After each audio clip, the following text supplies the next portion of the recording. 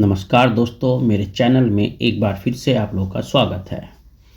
अपनी सीरीज़ औरंगज़ेब के उत्तराधिकारी में मैंने पहले ही आप लोग को बताया था बहादुर शाह के बारे में। बहादुर शाह की सारी गतिविधियां मैंने आप लोग को बहुत अच्छे से बताई थी। उम्मीद करता हूं आपको बहुत अच्छा लगा होगा।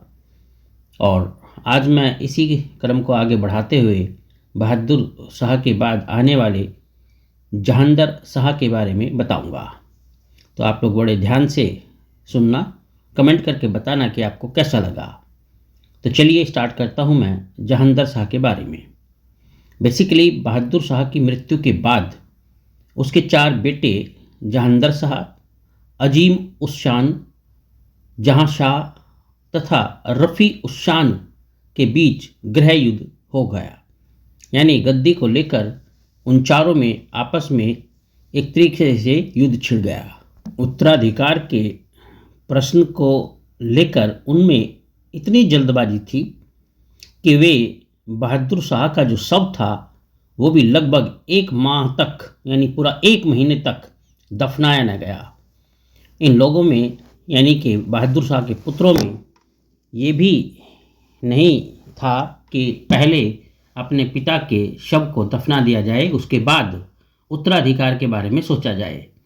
लेकिन इनके स्वार्थ इतने ज़्यादा थे कि उसका शव भी 1 माह तक दफनाया नहीं जा सका और अपने अपने स्वार्थों को लेकर चारों आपस में भिड़ रहे थे। जुल्फ़िकार खां की सहायता से जहांदर शाह को सफलता प्राप्त हुई।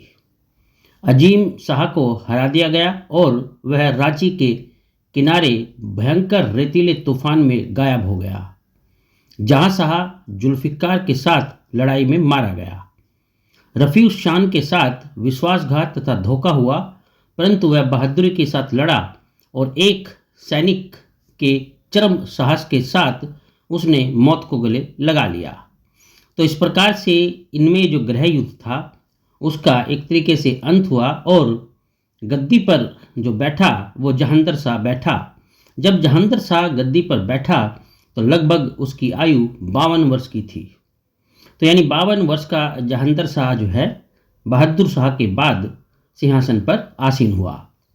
नई नियुक्तियां करके तथा अपने समर्थकों को बख्शिशें देकर उसने अपनी सफलता का उत्सव मनाया।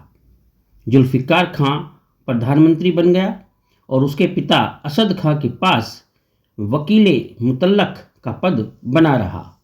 जुल्फ़िकार के मित्रों को दूसरे ऊंचे पदों पर लगाया गया। नई सरकार ने न केवल मित्रों तथा समर्थकों को पुरस्कार दिए, बल्कि जिन लोगों ने मिटा डाले गए राजकुमारों का साथ दिया था उन्हें फांसी अथवा जेल की अच्छी सलाखें प्रदान की गई और इस टाइप के सभी लोगों की जो संपत्ति थी उसको जब्त कर लिया गया। नए वजीर ने अपने समर्थकों को अपने चारों ओर इकट्ठा करके अपनी स्थिति को मजबूत किया और शत्रुओं को नष्ट कर दिया। नया बादशाह लाहौर से चलकर दिल्ली पहुंचा और अगले कुछ महीनों में राजधानी में रंगरलियां मनाई गई। कुछ समय के लिए शहर में अव्यवस्था छाई रही। हर महीने 3 बार शहर में दिवाली जैसी रोशनी की जाती थी। इतना तेल खर्च होता था कि इसकी कीमत 1 रुपया आधा सेर तक जा पहुंची। तेल खत्म हो जाने पर तब तक शुद्ध घी के चिराग जलाए गए जब तक कि वह भी मिलना बंद न हुआ। अनाज भी बहुत महंगा हो गया था। तो इस प्रकार से ये इतनी अव्यवस्था जहांदर शाह के समय में हुई कि इससे महंगाई अपनी चरम पर पहुंच गई। तो इस प्रकार से जो जहांदर शाह था वो गद्दी पर तो बैठ गया, लेकिन वो एक तरीके से बहुत ही लापरवाह और बहुत ही निकम्मा चरित्रहीन जो है शासक सिद्ध हुआ। इसके बारे में बहुत सारे इतिहासकारों ने अपने अपने मत दिए हैं। और ये जो बादशाह था जहांदर शाह, ये बहुत ही रंगीला टाइप था। इसकी सारी बातें मैं अपनी और अगली वीडियो में आप लोगों को बताऊंगा। आप लोग मुझसे जुड़े रहिए, चैनल को सब्सक्राइब कर लीजिए। चलिए, मुझसे जुड़े रहने के लिए आप लोगों का बहुत बहुत धन्यवाद।